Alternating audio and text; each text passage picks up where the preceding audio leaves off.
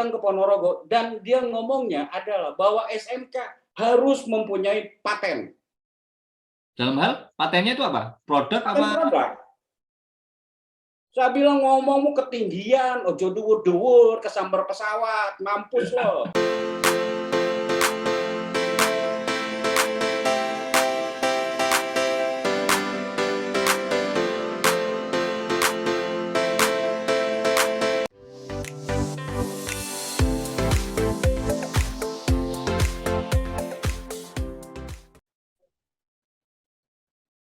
Assalamualaikum warahmatullahi wabarakatuh. Selamat malam, ngobrolers yang belum hadir atau yang akan hadir. Terima kasih sudah mengikuti event yang ke-10. Event ke-10, 1 jam ngobrol, yang sekarang kebetulan mengambil topik yang begitu heboh, gaduh. Topiknya apakah SMK itu bisa bikin badan usaha? Tetapi topik ini sebetulnya muncul itu karena dari event yang ke-3 yang kemarin, yaitu link and match, terus antara industri dengan edukasi. Dengan adanya ngobrol-ngobrol bareng bersama partisipan yang lain, audien yang lain, speaker-speaker yang dari 3 guru SMK itu, terjadi suatu dialog yang agak alot sih. Akhirnya saya tidak bisa ngambil kesimpulan. Tapi intinya event yang ketiga yang lalu itu link and match antara industri dan edukasi. Menurut saya ada matchnya ada. Karena itu dikemukakan oleh 3 speaker yang kemarin yang hadir itu. Tetapi hal itu menjadi suatu tanda tanya. Tanda tanyanya yaitu apakah SMK ini dengan ditunjuknya SMK yang menjadi sekolah unggulan ini akhirnya membuat suatu produk. Apakah produk itu harus ada di SMK? Apakah hal ini tidak berpengaruh dengan regulasinya atau nantinya itu bagaimana? Hal ini nanti akan dijelaskan sama speaker kita, Kang Muhammad Devi Kusmawantri. Ini panjang banget ini. Panjang banget. Untuk itu bentar lagi saya sambil nunggu yang lain, saya akan mengobrol bareng dengan Kang Devi. Terima kasih Kang Devi sudah hadir untuk event kali ini. Baik, ini Kang Devi nanti ingin ngobrol apa presentasi, Kang? Ngobrol aja. Ngobrol aja ya enaknya, Kang ya. Judulnya juga ngobrol kan.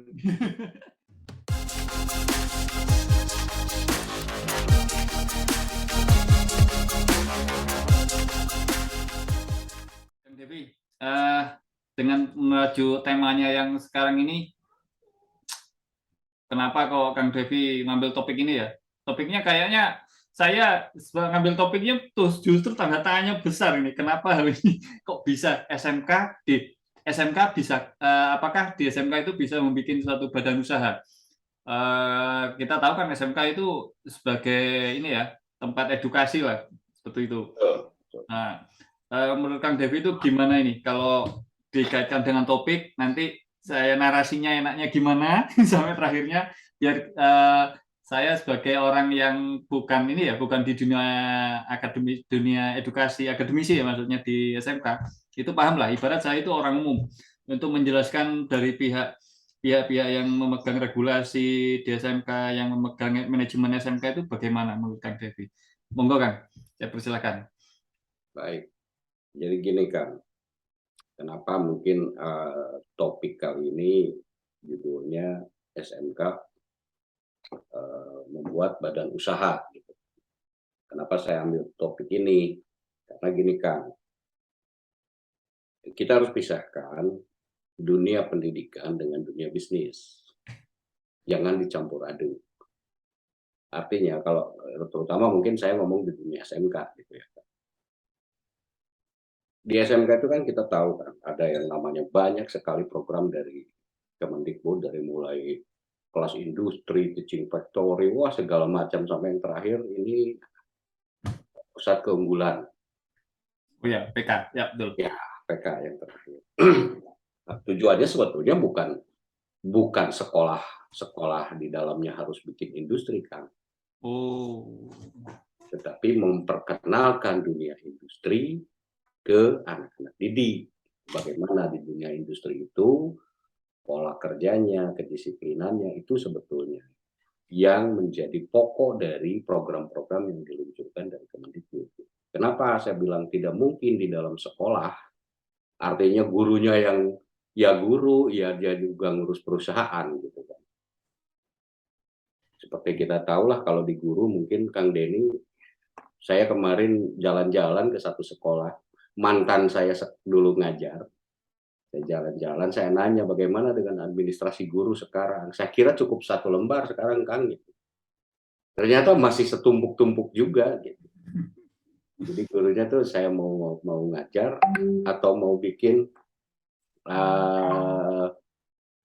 administratif gitu. Belum lagi kalau dia harus mengurus ada industri di dalam.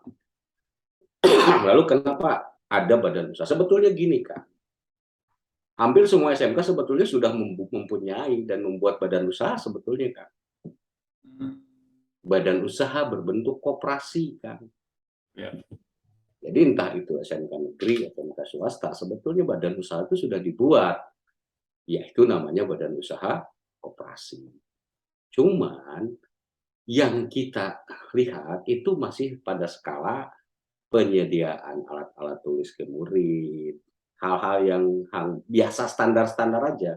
Paling juga nanti guru-gurunya yang simpan pinjam, nggak jauh dari situ, gedenya dari sana kan. Gitu. Oh. Nah, ini berangkat dari pengalaman saya dulu Kang. Kita cerita lah, Kang Denny tahu dulu saya waktu di Tasik mengajar di satu sekolah di SMK Negeri 4 lah saya sebutkan. Kita mempunyai satu produk yang ya sampai diurus hak cipta, paten dan segala macamnya gitu kan. Itu ternyata kan apalagi di negeri tidak bisa kan untuk diindustrikan di dalam sekolah.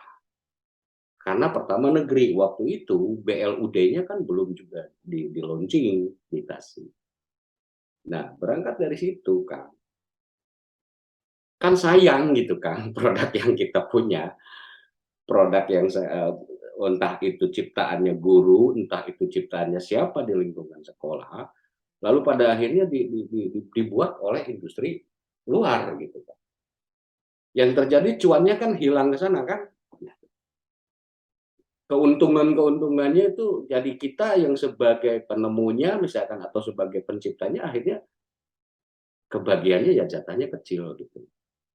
Terus kontribusi ke sekolah juga tidak ada gitu kan.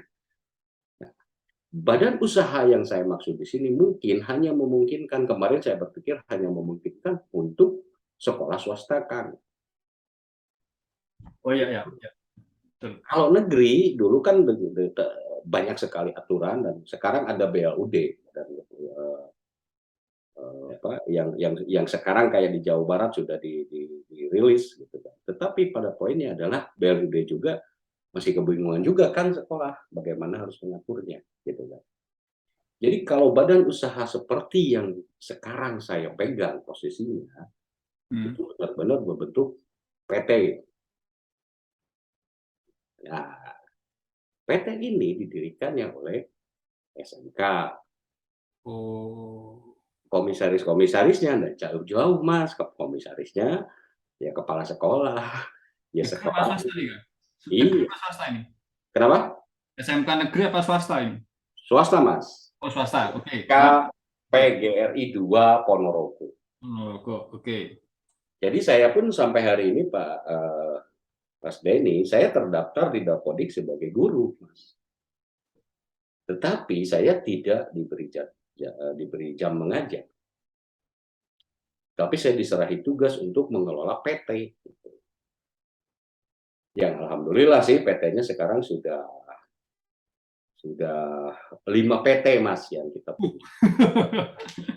Itu kebetulan yang saya pegang Alvaro PT Alvaro Satya Nusa ini bergerak di software house, di pengembangan aplikasi web, mobile.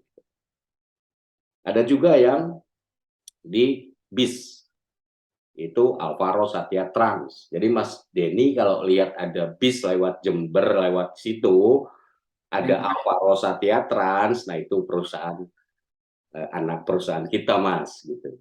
Oh, siap, siap, siap.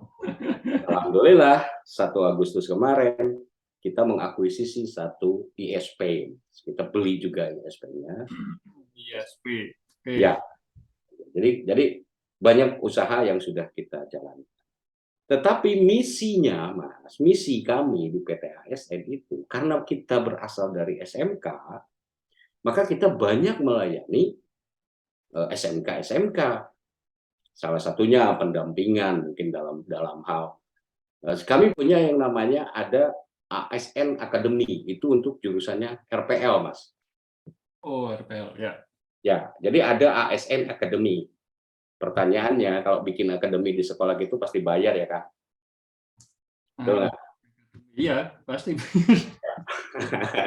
Akademi masalahnya. Ya, jadi ya kalau misalkan ada kelas ini ya, kelas Telkom misalnya saya sebutlah ya, kelas Telkom lah, kelas apalah, kelas Aksio lah, kelas apalah, sekolah pasti mengeluarkan biaya untuk branding lah, beli alat segala macam, betul kan? Betul.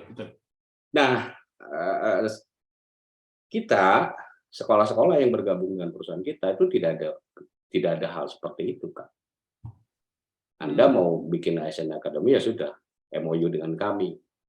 Terus apa yang dilakukan? Ya, satu, penyelarasan kurikulum, guru tamu, guru magang, prakerin, sampai rekrutmen. Itu yang kita MOU-kan.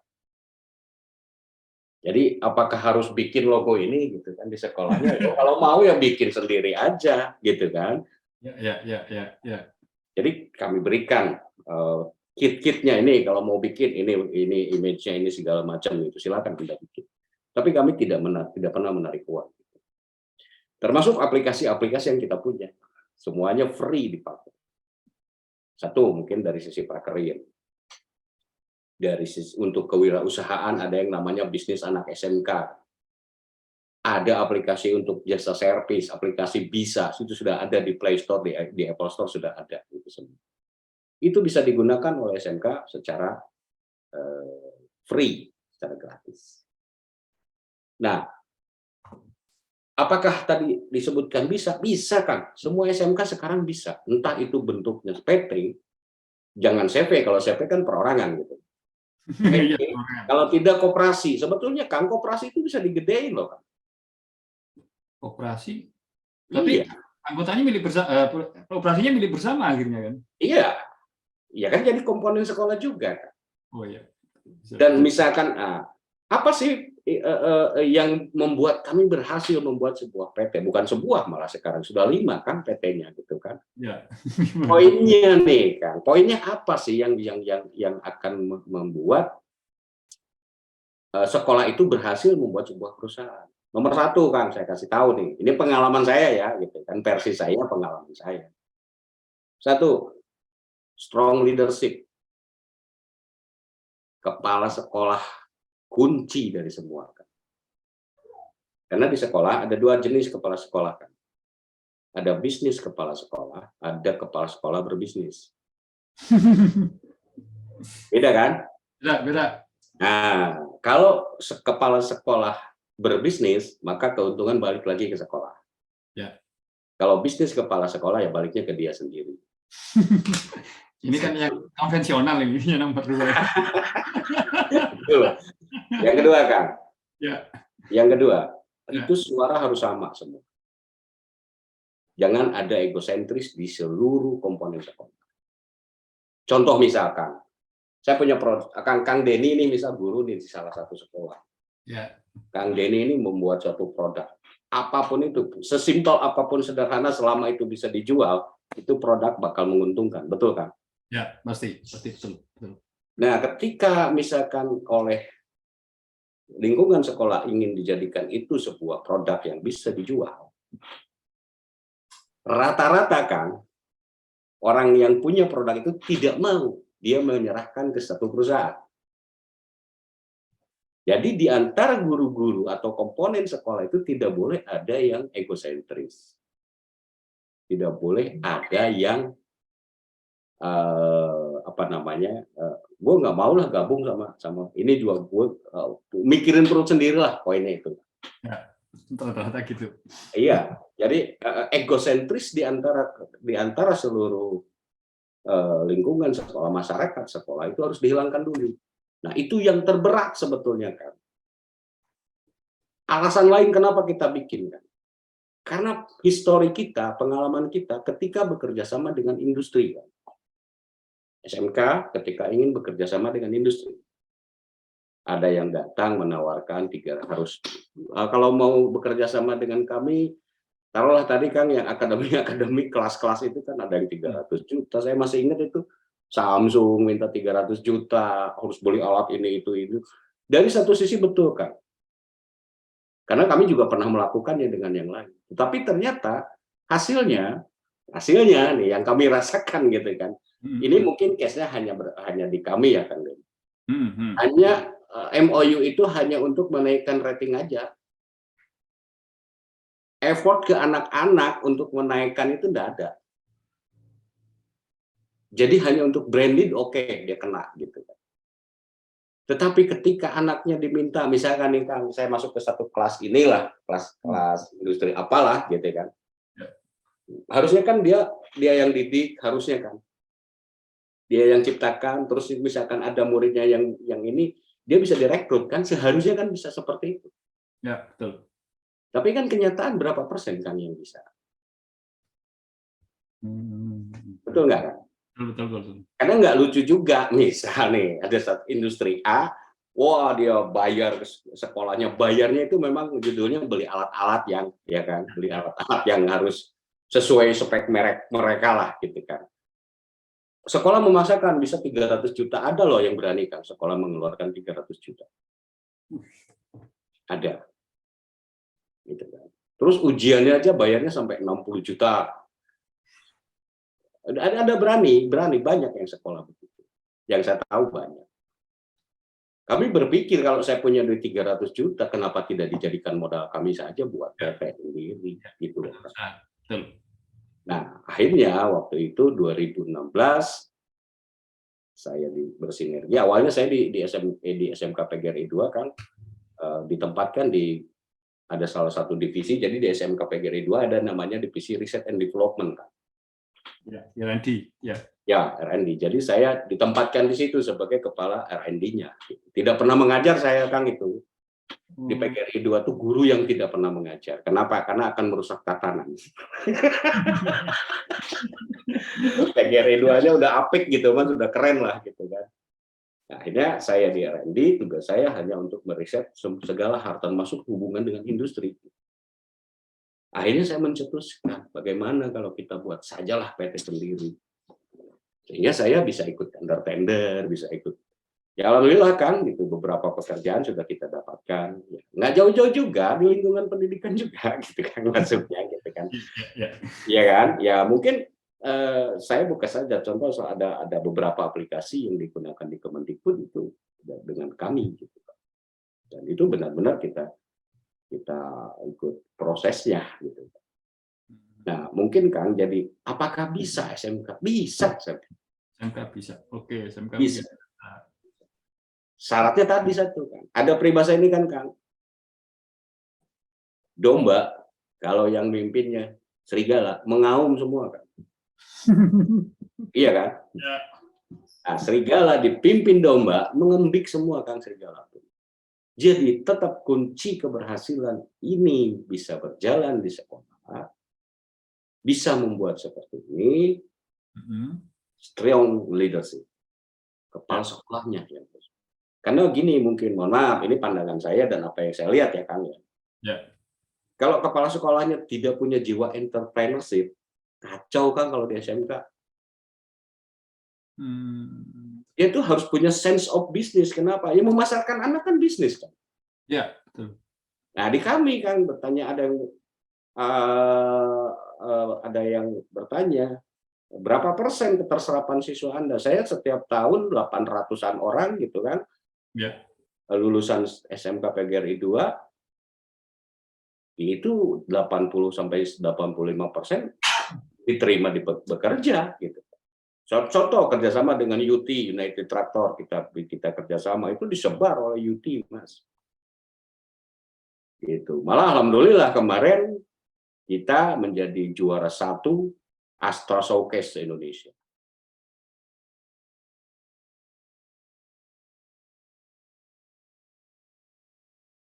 Astra mengadakan satu lomba khusus untuk SMK, itu pesertanya ada 3.200 SMK, dan alhamdulillah juara satunya kita SMK PGRI 2 Ponorogo.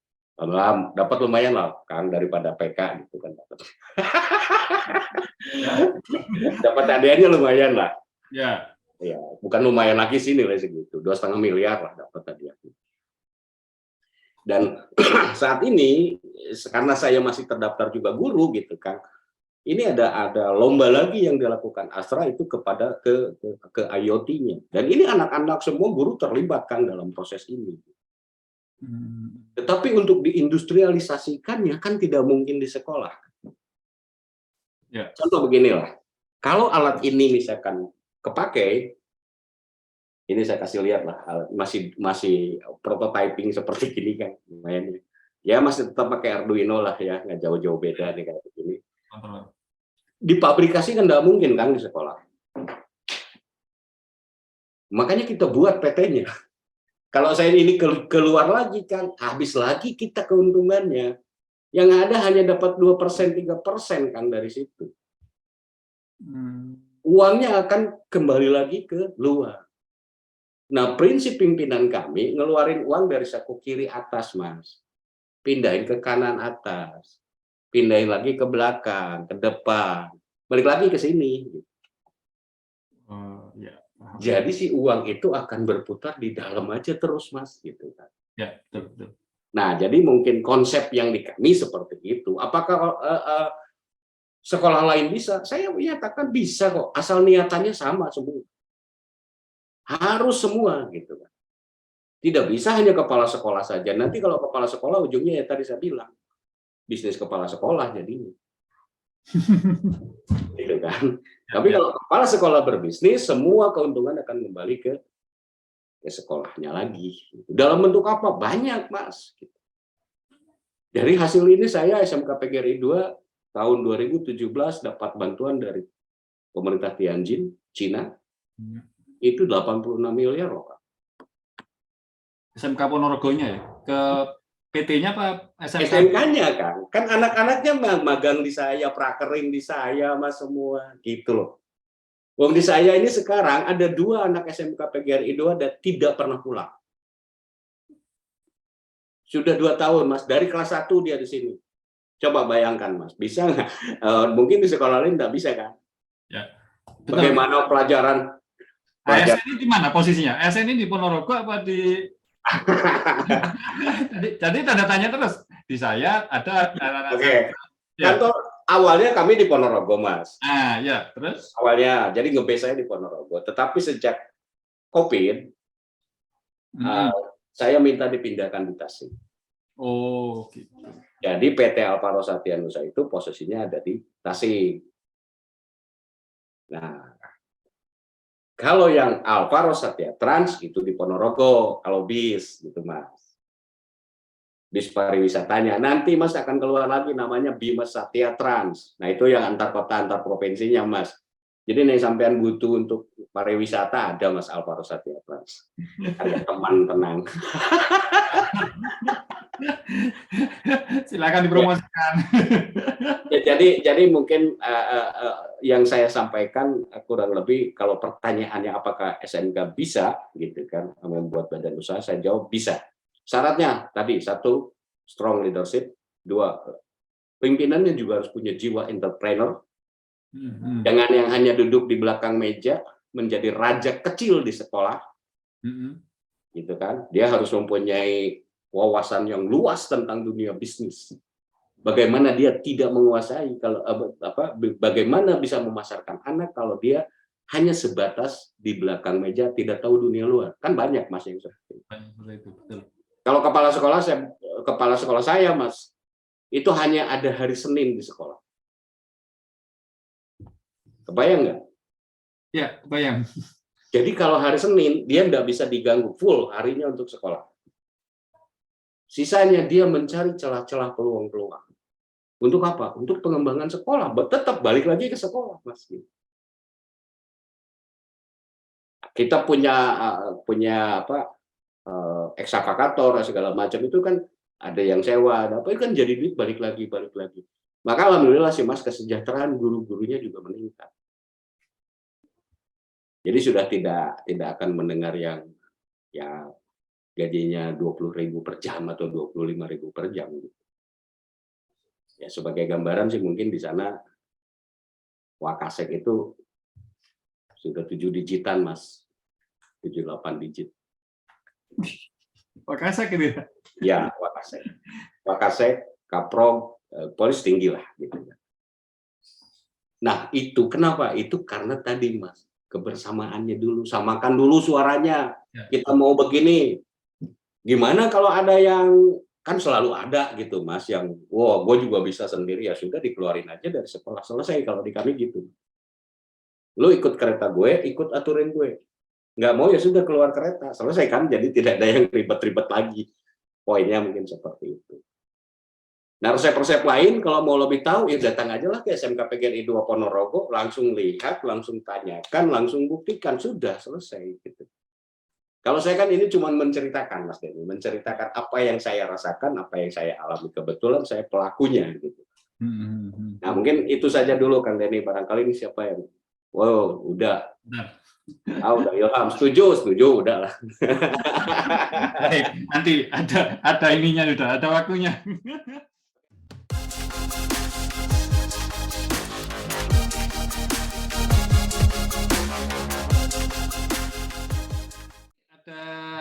Ada satu timbul pertanyaan seperti ini. Jika kalau dari sisi Kang Devi bahwa SMK PGRI 2 Ponorogo itu membuat usaha, berarti dalam hal regulasi, manajemennya, kerjasamanya, dan yang lain-lain itu bisa apa ya, selaras lah, maksudnya selaras kolab-kolabnya selaras, manajemennya selaras. Jadi begini Mas, kita ada memang beberapa guru yang juga terlibat sebagai, misalkan dia jadi manajer, dia jadi direktur marketing segala macam gitu kan. Tetapi kita tidak mengganggu dia pada saat dia ketika mengajar misalnya. Ada yang terlibat juga, guru juga masih ada yang terlibat. Terutama mungkin pada saat kami akan melakukan training Mas. Saya akan bikin aplikasi Mas. Nah kadang-kadang kemarin ini kita sempat mengundang di Tasik ada kurang lebih 30 sekolah, termasuk juga saya undang dari Sukabumi juga, ya, 60 orang lah. Itu 2 hari 1 malam pelatihan di hotel. Nah itu yang mengajar-ngajarnya itu kan, kalau guru kan sudah terbiasa ngajar Mas Denny. Ya, betul. Nah itu baru mereka terlibat gitu, dan kita bayar honor mereka gitu sebagai, ya lumayan kan pendapatan lagi juga buat mereka gitu. Seperti itu kan konsep. Jadi kita misalnya kepala sekolah nih, pada saat ketika dia menjadi komisaris perusahaan gitu kan, ya dia ngomong akan tetap perusahaan ya ke saya gitu kan. Tapi ketika ada kebutuhan dari sekolah yang harus melibatkan industri, pasti saya bertemu dengan sekolah dan kita rundingkan masalahnya. Misal yang prakerin itu Mas, coba kebayang nggak Mas, prakerin anak nggak pernah belajar pelajaran lain. 1 tahun lebih Mas di Tasik dia tinggal, nggak pernah pulang. Pasti di sekolah lain tidak bisa Mas seperti itu. Akan muncul pertanyaan bagaimana dengan nilai bahasa Inggrisnya, bagaimana dengan nilai matematikanya, betul nggak Mas? Ya betul, pasti. Jawab saya enteng kok, oh itu cuma nilai, kasih aja berapa, seikhlasnya kamu guru. Dan sekarang anak itu sudah saya real mengerjakan proyek. Ulangan ya tetap ikut ulangan online Mas. Oke Kang, itu kan dari sisi perusahaan atau badan usaha yang didirikan oleh pihak sekolah itu sendiri. Bagaimana SMK yang kerjasama dengan industri yang lain ini yang sebagai kolabnya ini? apakah itu ada seperti itu? Apakah bisa SMK yang kerjasama dengan perusahaan lain di luar SMK yang membuat usaha ini, badan usaha ini, apakah kolaborasinya itu bisa? Yang pertama, yang kedua, apakah bisa bikin badan usaha? Jadi yang kolabnya ini bukan SMK-nya, tapi antar badan usaha. Badan usaha yang dari industri dari luar, dan badan usaha yang dibentuk oleh SMK itu sendiri. Apakah bisa seperti itu? Bisa saja sih, Kang. Bisa saja. Bisa. Bisa. Bisa. Oke, kalau bisa, kemarin saya mendengar ada teman itu, saya nggak tahu SMK itu sudah bikin badan usaha, tapi kayaknya belum. Tapi SMK itu sendiri yang kerjasama dengan industri yang dari luar itu sudah sudah dalam 1 tahunan untuk bikin suatu MOU, proposal, manajemen administrasi dulu lah. Tapi belum sampai ke action-nya. Tetapi pada waktu mau action, pada hari hanya mau action kerjasamanya itu, tiba-tiba capsek-nya ini dipindah. Dipindah. Nah, ini kayaknya ada suatu indikasi egosentris seperti itu.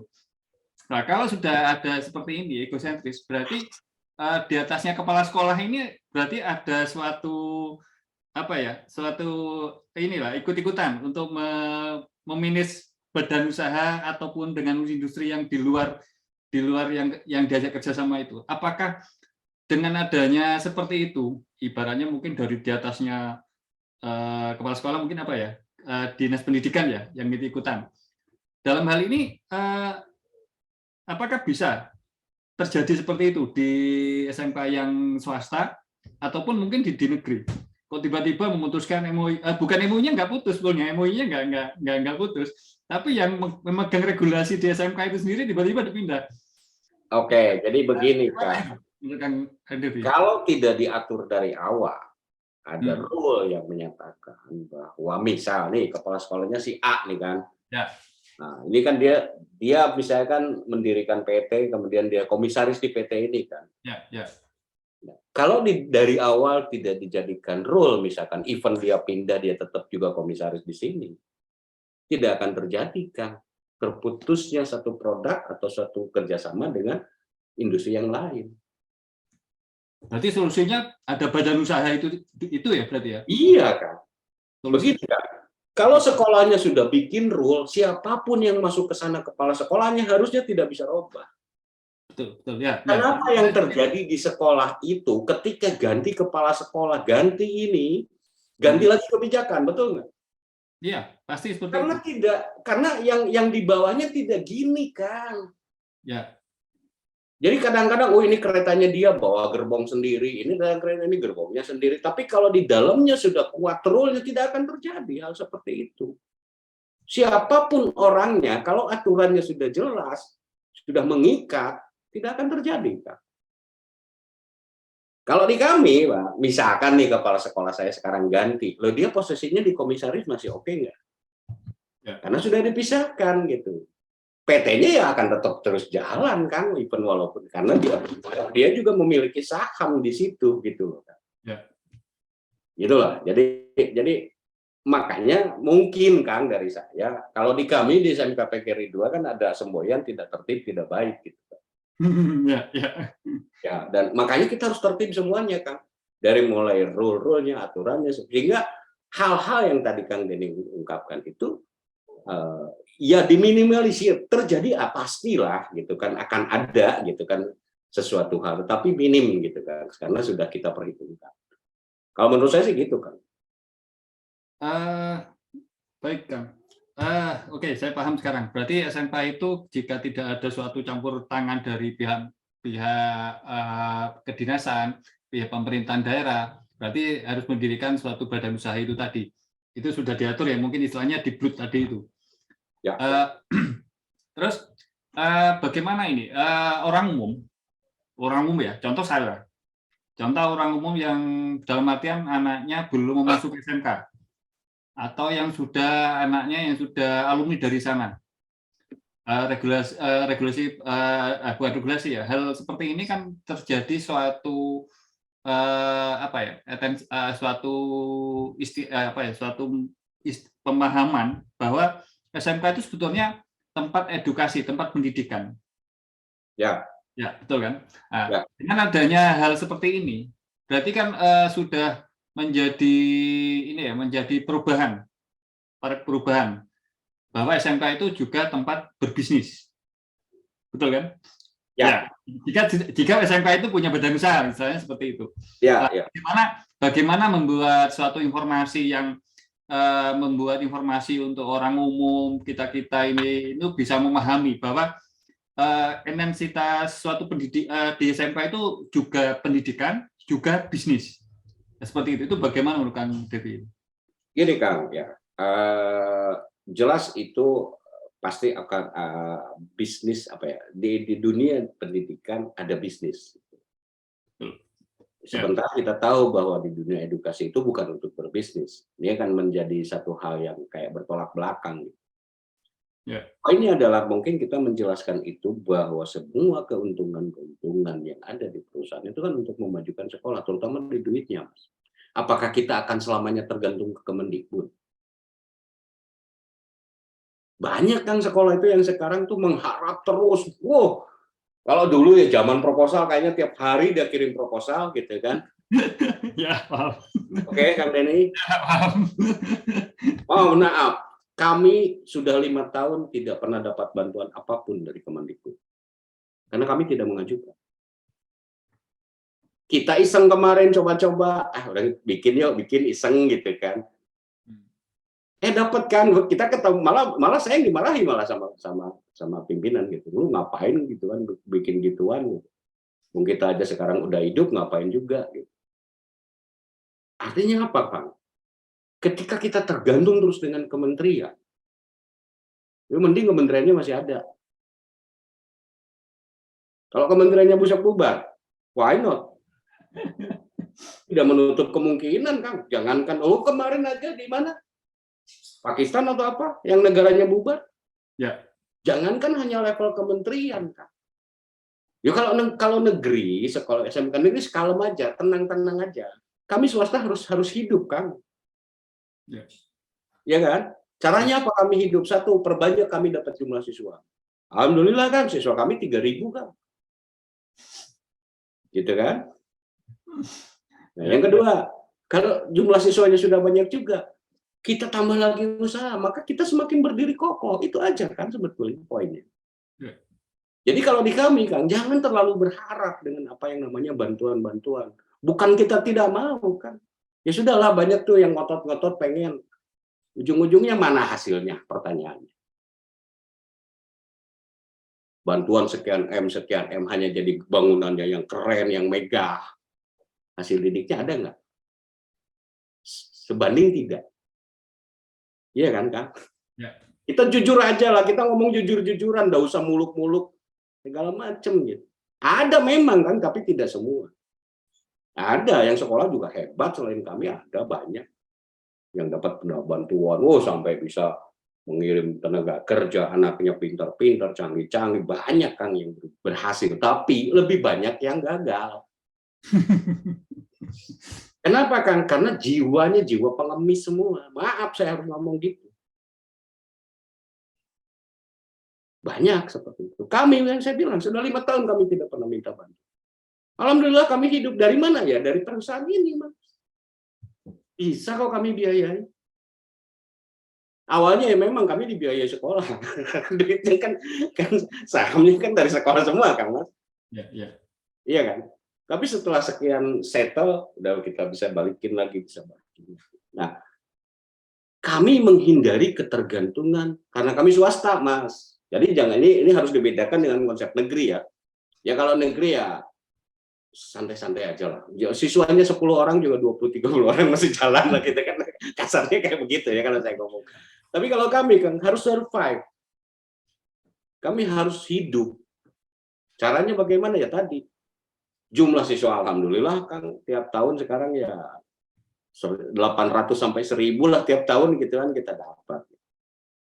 Supaya lebih hidup lagi. Ini kenapa Mas kemarin pertanyaan, ngapain sih beli bis? Kita punya 20 unit sekarang kan. 20 unit bis. Kenapa? Karena SMK kami 1 tahun itu 60 kali sewa bis, Mas. Sewa bis keluar 60 kali untuk apa? Untuk ngirim ke sana anak, kirim ke sana anak. Betul nggak? Betul. Paham sekarang, paham. Duitnya kemarin kemana, Mas? Ke orang lain kan? Betul. Malah itu duit yang kita keluarin ke orang lain bisa buat nyicil. Kenapa kita nggak beli? Duitnya dari mana? Kayaknya bosnya banyak duitnya. Bang banyak, Mas. Tapi yang disewa itu akhirnya gimana itu? Perusahaan yang disewa kan kredit juga base-nya. Akhirnya kan base-nya kan nggak bisa bayar. Akhirnya sekolah yang tadinya nyewa ke orang lain kan jadi nyewa ke kita. Sekolah nggak ada yang lain nyewa ke kita kan jadinya, Mas. Alhamdulillah sih tiap hari ada aja mobil keluar, ada 3-5 unit keluar semua. Gitu loh kan. Oke, jadi kita mah gini lah, daripada duitnya dikasih ke orang, kalau kita bisa olah lagi kan duitnya akan kembali lagi ke kita, muter aja duitnya, Kang. Ya itulah ekonomi mikro mungkin puterannya di dalam. Kalau sampai ke makro mungkin ya nggak tahu ini perusahaan base yang nggak disewa lagi itu base-nya gimana itu. Oh, yang itu ya namanya rezeki kan nggak kemana. Ya. Oke, Kang. Tadi Kang Devi sempat bilang ini pertanyaan terakhir, saya sebelum melempar ke audiens sama teman-teman yang lain. Tadi Kang Dewi bilang bahwa ada 2 siswa yang sudah kerja di ASN dan mereka ini tidak mau balik lagi karena mungkin lebih. Bukan tidak mau, memang tidak boleh balik. Oke, Kang. Ini mohon maaf aja, Kang. Di suatu badan usaha atau perusahaan yang mempekerjakan seseorang itu pasti mendapatkan suatu tunjangan kesehatan, tunjangan ketenaga kerjaan, seperti itu namanya BPJS mungkin ya kalau di perusahaan-perusahaan itu. Apakah dapat 2 orang itu, Kang Devi? Kalau itu anak di bawah umur, saya daftarkan sebagai karyawan, saya kenal sama LSM, Mas. Nah, itu maksud saya. Itu maksud saya, Kang. Gini, Kak. Jadi kalau perkara tenaga kerja gimana itu, Kang? Ya. Tekniknya, dia saya gaji, Kang. Ya, oke. Tetapi gajinya saya tempelkan dengan karyawan yang lain. Oh. Jadi saya sudah deal dengan 2 orang karyawan, gajinya si ini tak tempelin masuk kamu ya. Kalau saya didaftarkan di situ ada daftar gaji, harus daftar gaji. Aku kenal loh, Mas, mempekerjakan anak di bawah umur. Nah, itu anaknya umur berapa, Kang? Ya, S+2 SMK. SMK berarti umur 17 ya? Masih. Sekarang masuk kelas 3 SMK sekarang. 16 ya, 18. 17 kan masih belum bisa ya, 18 sudah bisa. Ya, makanya ada sekarang yang kelas 1 sudah masuk di sini lagi kan. Ya, mereka kan di sini belajar. Sebagai gantinya, saya kan tidak mungkin mendaftarkan dia. Itu saya titipkanlah gajinya. Dan gajinya juga tidak full UMK misalkan, enggak. Ya, UMK. Sesuai. Karena dia konsepnya kan dia belajar, tapi sebagai apresiasi kita ke anak itu bahwa dia. Jadi dia baru dapat itu pun saya kasih apresiasi ketika dia sudah bisa mengerjakan proyek, Mas. Kalau dia masih belajar gitu ya enggak. Oke. Ya paling makan siang lah bareng-bareng ya gitulah kita kan itu awal ya. Oke. Ya, Kak. Gitu. Ini pertanyaan terakhir tapi nanti saya simpan nanti di akhir closing nanti.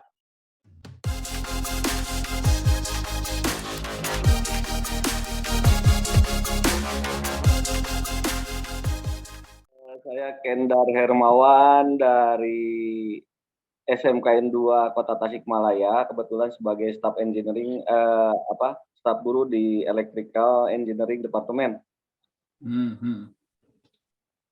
Ya. Terima kasih atas waktu yang diberikan sama moderator Pak Denny Julianto. Ini sangat luar biasa presentasi dari Master Depi ini, Bapak Muhammad Depi Kusmawantri ya. Selamat malam, Pak. Itu bro. Temenan nggak? Silakan Pak. Apa yang mau ditanyakan ke Kang Devi nih, Pak? Sebenarnya pertanyaannya mungkin dari sisi tujuan ya, karena melihat dari hasil presentasi berapa jumlah siswa yang justru bisa berwirausaha itu hanya 10%, karena tadi 90%-nya justru diterima di industri. Sementara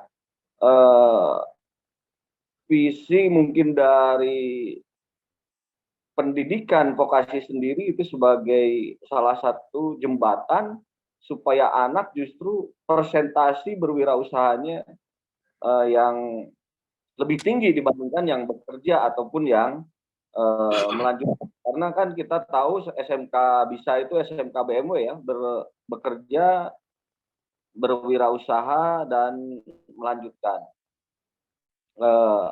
Nah, bagaimana konsep dari Pak Depi sendiri sebagai tim R&D ya, Research and Development, dalam mewujudkan hal itu gitu, untuk lebih banyak presentasi siswanya yang berwirausaha dibandingkan yang bekerja justru. Terima kasih. Assalamualaikum warahmatullahi wabarakatuh. Terima kasih. Waalaikumsalam. Oke, Pak Kendar. Jadi saya ini ya mungkin ini ya saya garis bawahi mungkin kenapa kok Kang Dewi mencetak SDM yang sebagai bekerja ya, pekerja daripada entrepreneur ya, atau yang punya jiwa wirausaha. Gimana Kang? Gini Kak, kita harus sadar juga berapa orang sih yang dia punya jiwa sebagai wirausahawan.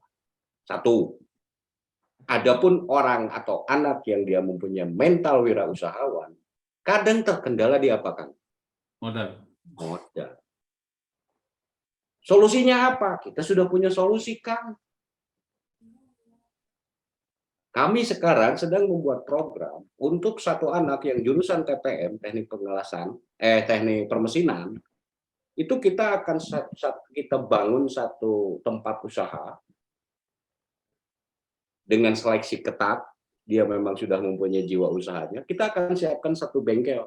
Dia buka, dia biayai, gitu kan. Kemudian dia setoran ke kita. Pertanyaannya balik lagi, Pak. Kalau sekolah bisa tidak seperti itu? Kan tidak, Pak. Betul nggak? Siapa yang melakukan? Perusahaan, Pak. Bentuknya CSR. Tetapi CSR yang mendidik. Kami tidak memberi cuma-cuma. Dia harus membalikan modalnya kalau dia bisa berjalan. Kita kasih waktu, perjanjian dengan siswanya. Ini baru program, Kang. Karena betul menjawab tantangan seperti Pak Kendar tadi. Kok yang bekerjanya banyak? Ya Pak Kendar kalau bekerja mungkin agak sedikit beda ya Kang. Kalau Pak Kendar kan orang Tasik sama dengan saya gitu kan. Kalau di Tasik yang bekerja susah Pak, mau berwirausaha susah. Kenapa? Karena di Tasik mah tidak mau Kang Denny keluar dari Tasik gawe anaknya. Untuk sekedar bekerja di Jakarta aja orang tuanya sudah melarang. Jauh katanya Kang. Tasik kayak gitu juga ya di Tasik. Masih di Jawa Barat itu. Itu seperti ini, di daerah saya seperti itu. Jauh kalau kerja di Jakarta. Mau mondok pun di Jakarta itu jauh katanya gitu kalau di daerah. Betul, saya punya pengalaman Pak. Waktu yang dari SMK 4 itu diterima bekerja di Bandung, kemudian mau dipindahkan ke Surabaya, orang tuanya suruh pulang. Tapi di Ponorogo, sampean tahu, di sana itu gudangnya TKW, TKI. Jadi anak itu tak salurkan ke Jepang, ke Korea, ke Singapura, ke Malaysia tiap tahun Pak Denny. Karena di sana, iya iklim apa penduduknya itu adalah mindednya adalah bekerja di luar negeri, bukan sebagai wirausahawan. Itu Pak Kendar. Jadi kita juga melihat kondisi dan situasi daerah. Kalau kita mau memaksakan berwirausaha, akan kembali ke modal. Ada solusi lain Pak Kendar yang mungkin bisa dijalankan. Dia tanpa modal gede. Makanya saya bikinkanlah namanya aplikasi bisnis anak SMK Pak. Produk sampean tak jual di bisnis anak SMK kan bisa anak-anaknya. Kayaknya kemarin ini idenya dari Kang Faisal itu yang waktu Link Invest kerjasama dengan ini Karena SMK Pasundan, planningnya kayak gitu kan. Oke, silakan nanti Kang Denny bisa cek di Play Store, itu ada yang namanya bisnis anak SMK.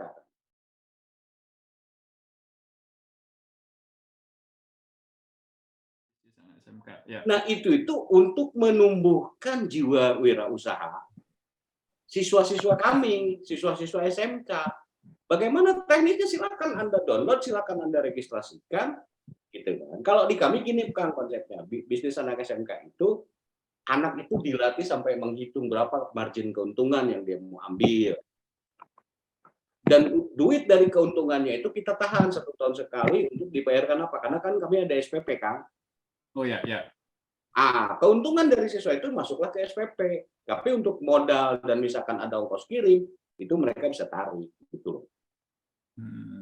Ya, tetapi ada lagi permasalahan kan, karena kemarin ada kejadian anak SMK yang ditagih pajak dari jualan online. Oh ya, ya. Betul kan? Pernah dengar kan? Pasti. Nah, sekarang ini mungkin kalau ranah di SMK itu adalah melatih dulu untuk melakukan dia memiliki jiwa wirausahanya gitu. Karena tetap saya sendiri pun kalau sendiri saya tidak sanggup kan bikin PT begini, modalnya kan tidak sedikit gitu. Ya mungkin kalau Pak Kenar nggak tahu lah, dia pengusaha itu Pak Denny, guru yang sekaligus pengusaha dia tuh. Omsetnya udah miliaran ini Pak Denny. Makanya dia pasti akan menanyakan kenapa tidak dibuat wirausaha gitu. Jawaban saya satu, ya kan? Tidak, pertama yang kita lihat dari karakter siswa gitu. Kalau di kami di PGRI 2 karakternya adalah orang tuanya berharap mereka bisa bekerja di luar. Jadi satu kebanggaan kan kalau anaknya dia bekerja di Jepang. Kita kerjasama dengan GIEK itu satu tahun sekali itu mungkin 300-400 anak diserap oleh GIEK. Tuh, jadi 80 Pak yang bekerja, 10 yang melanjutkan, 10 nunggu panggilan. Ada yang wirausaha kecil memang. Kenapa? Karena itu tadi kan. Biasanya tapi yang terjadi Pak, ada sih siswa juga setelah dia dapat modal bekerja di luar, pulang baru dia berwirausaha. Karena dia sudah punya modal. Ya. Ada yang seperti itu. Makanya kan tadi Pak Kenda terbenturnya kalau saya melihat itu dari sisi permodalan siswa. Kalau mending orang tuanya, kalau orang tua kaya sih nggak mungkin kayaknya ngolahin ke SMK. Pasti ke SMA kok. SMK ingat sekolah menengah ke bawah. Baik. Itu Pak Kenar mungkin Pak. Ya, solusinya ada 1 sama 2 karena melihat dari daerah itu sendiri, karakternya, terus dari pihak orang tuanya itu menentukan juga bahwa apakah mereka itu mau berwirausaha apa tidak. Kalau masalah masalah ini ya ilmunya kewirausahaan itu setiap sekolah, setiap jenjang pendidikan di SMA, SMK, di kampus itu sudah diajarkan memang kewirausahaan. Tapi bagaimana menerapkan di suatu proyek, di suatu bisnis itu perlu pengalaman seperti itu, perlu dorongan pengalaman, perlu kolaborasi antara pebisnis yang lain. Baik.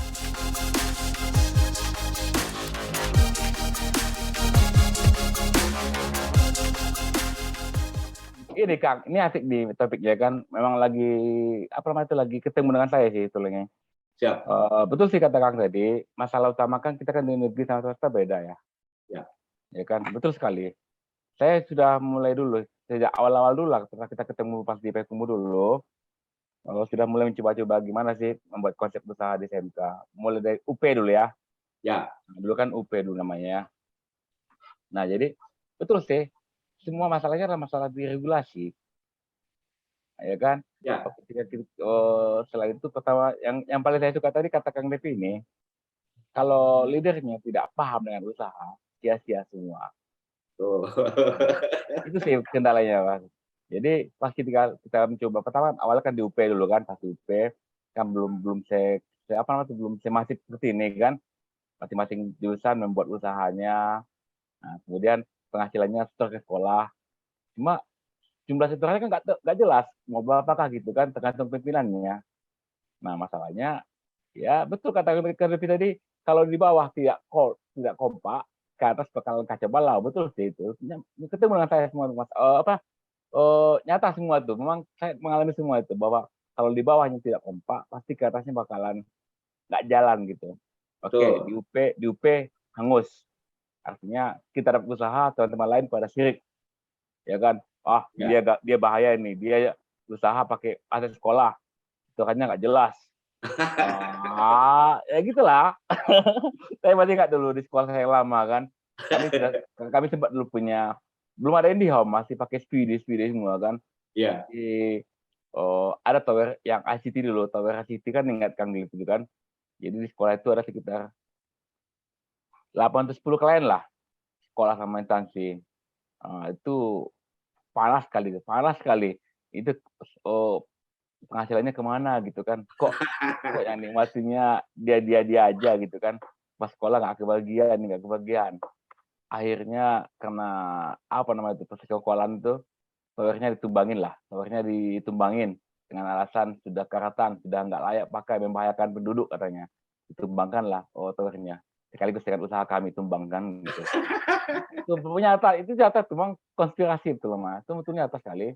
Kalau memang sekolah nggak mendukung, memang kacau gitu. Betul. Ya sih. Dan kedua masalah utama tadi itu, kalau leadernya memang nggak punya dia usaha, sekelas apapun kita membuat usaha itu nggak akan jalan sih. Betul. Jadi susah gitu. Nah ini saya ketemu lagi dengan konsep blood ini kan. Sebetulnya kan banyak sekolah-sekolah negeri yang menghindari ikut blood ini. Ya enggak itu ya. Sebetulnya kan yang konsep blood ini kan apa istilahnya?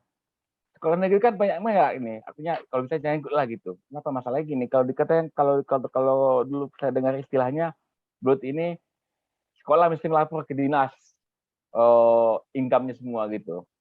Ya gitu kalau semacam apa istilah itu ya? Gosip-gosipnya gitu. Kalau kita sudah blood otomatis kita mesti melapor ke dinas kan gitu katanya. Nah, itu yang sekolah-sekolah nggak mau gitu. Apalagi dulu sudah nyaman dengan UP, tiba-tiba blood, itu pasti semua bakalan kacau gitu. Ya. Nah, cuma kemarin saya ketemu lagi dengan leader lain. Kalau kan masih kenal dengan Pak Andi ya, kenal ya. Ya. Pak Andi itu memang lain itu lagi gilanya. Dia sekolah baru itu dia langsung ke blood ini yang dia kejar. Saya bilang murid nggak ada, cuma blood jalan. Jalan sih, Menara Agung semua, coffee shop semua jalan, semua jurusan sudah jalan semua usahanya.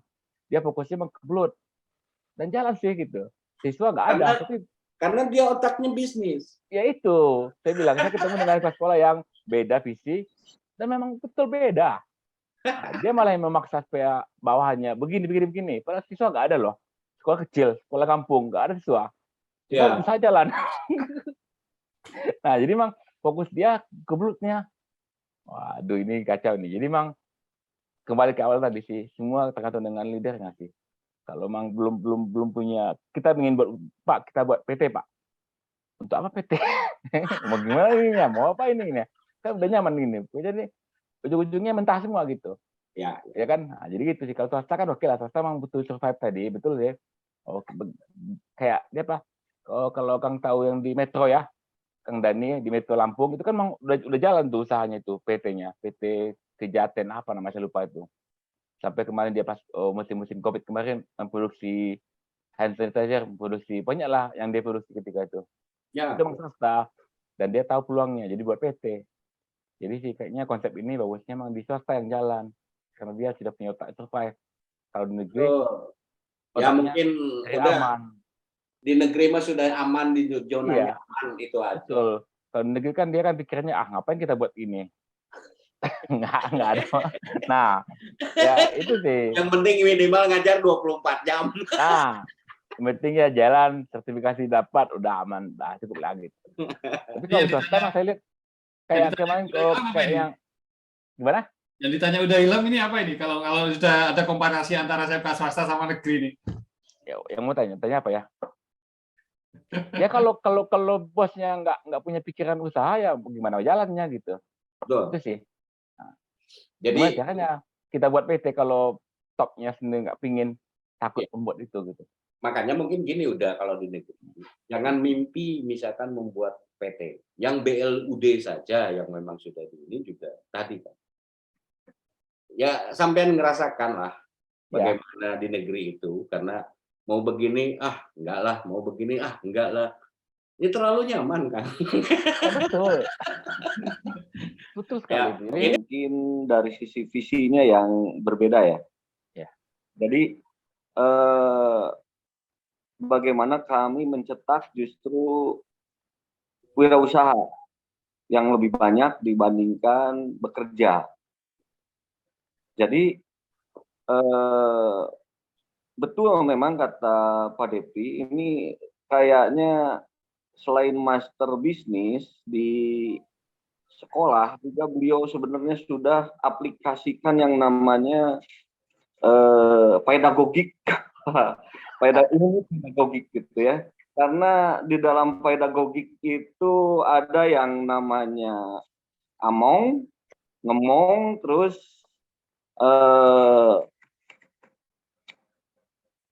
ngomong, ya, ngomong, among, ngemong.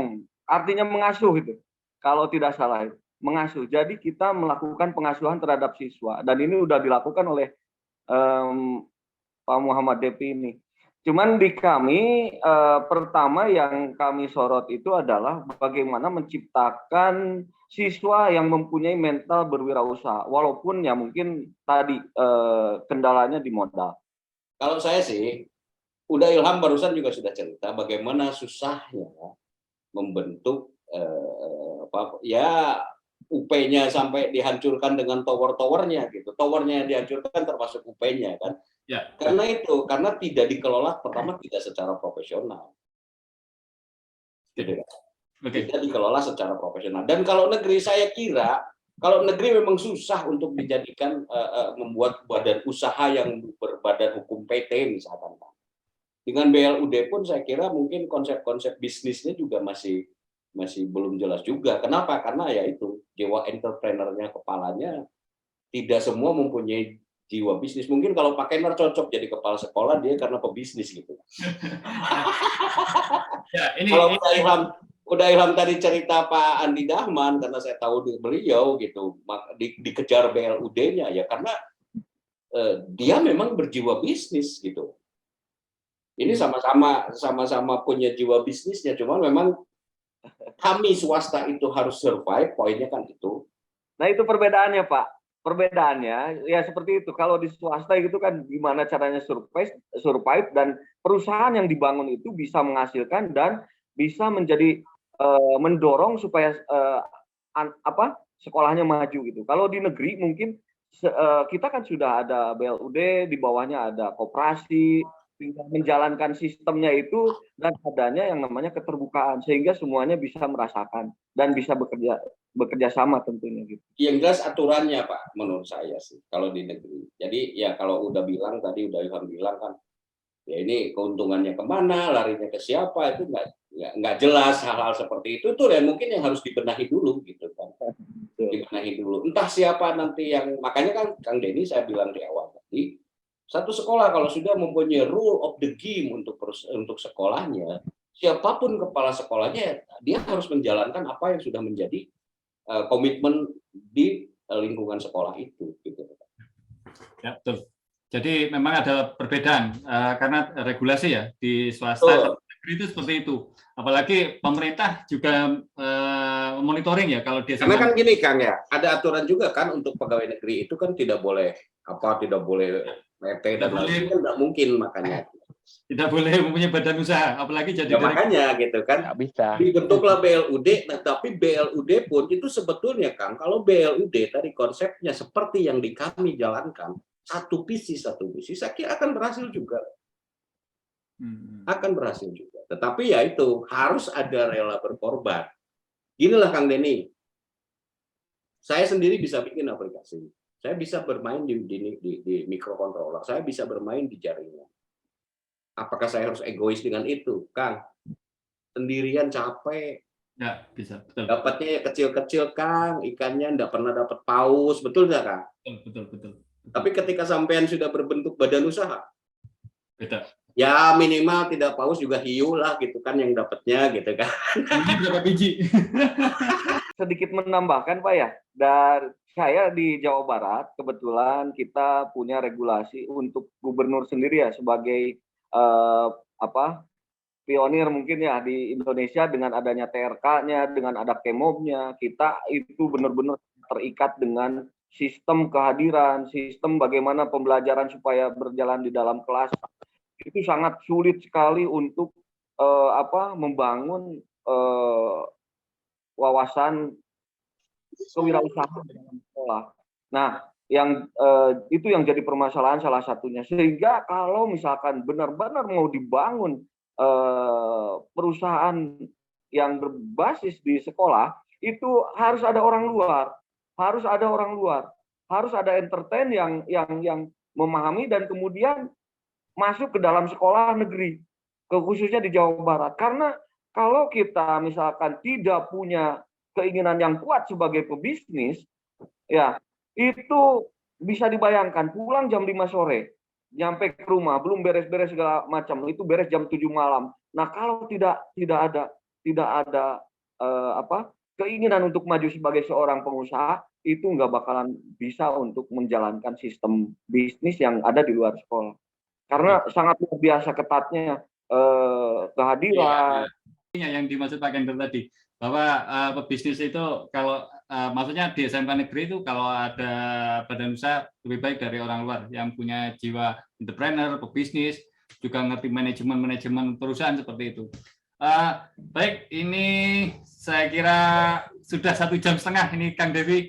Hampir 10 menit. Memang waktunya seharusnya 1 jam, tapi memang saya lebihkan 30 menit. Akhirnya saya mohon ke Kang Devi bikin closing statement ya dalam keterkaitan topik ini yang diungkapkan oleh Kang Devi. Silakan Kang.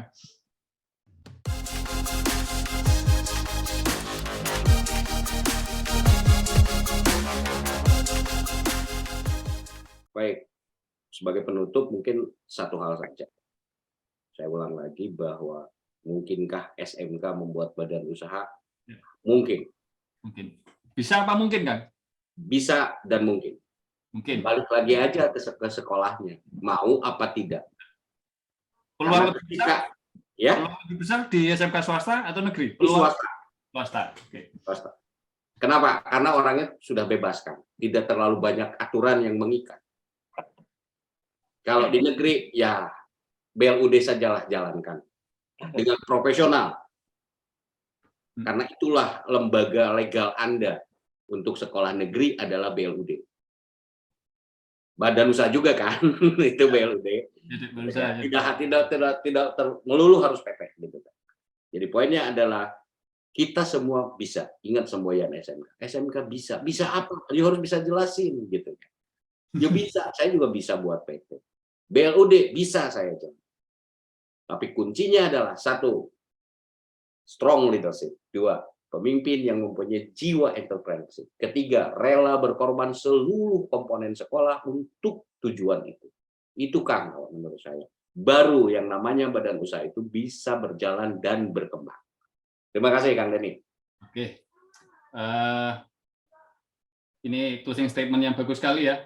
Yang membuka wawasan bagi saya orang umum ya. Kalau jadi kita sebagai orang umum yang punya satu-satunya anak atau saudara yang mau masuk SMK, cita-citanya gimana, planningnya nanti ke depannya gimana, jadi bisa tahu arahnya kemana, ke negeri apa swasta nanti plusnya gini, negeri dengan catatan ada blood tadi itu kayak gini hasilnya, seperti itu. Jadi insight yang ada yang kita didapat malam ini saya kira sudah lebih bagus dan bisa menjawab link match-nya event yang sebelumnya. Ada lagi Kang Dewi kok mau diomongkan? Saya kira cukup. Sebagai penutup Pak Denny, mohon maaf karena saya orangnya nyablak, Kang Denny juga tahu. Ya, nah, kalau misalkan nanti ada yang udah kelihatan sih. Apa ini orang lagi? Itu baru masuk. Kaget tiba-tiba nyeletuk. Oke. Jadi mohon maaf barangkali bila ada perkataan saya yang salah dalam penempatan, salah arti, mungkin juga terlalu kenceng Mas ngomongnya. Tapi trust me bahwa saya ngomong ini adalah untuk kemajuan SMK. Ya, betul. Even tadi ada yang tersinggung pihak-pihak, mohon maaf tidak ada bermaksud untuk mengecilkan arti atau menyalahkan, tidak sama sekali. Saya hanya bercerita apa yang saya alami, apa yang saya rasakan. Mohon maaf bila ada yang tersinggung dengan perkataan-perkataan saya. Ini memang wawasan yang harus terbuka dan ini tidak menjelekkan Headspeed kepada yang lain, kan memang ini memang event yang ngobrol santai memberikan manfaat. Saya kira itu saja, sudah saya screenshot untuk yang hadir siapa aja. Apabila ada juga sama, saya mohon maaf juga apabila event ini hanya seperti ini, akan tetapi manfaatnya yang perlu diberikan, yang untuk komunitas, orang umum, orang tua yang ingin tahu SMK itu bagaimana. Saya kira begitu saja. Selamat malam.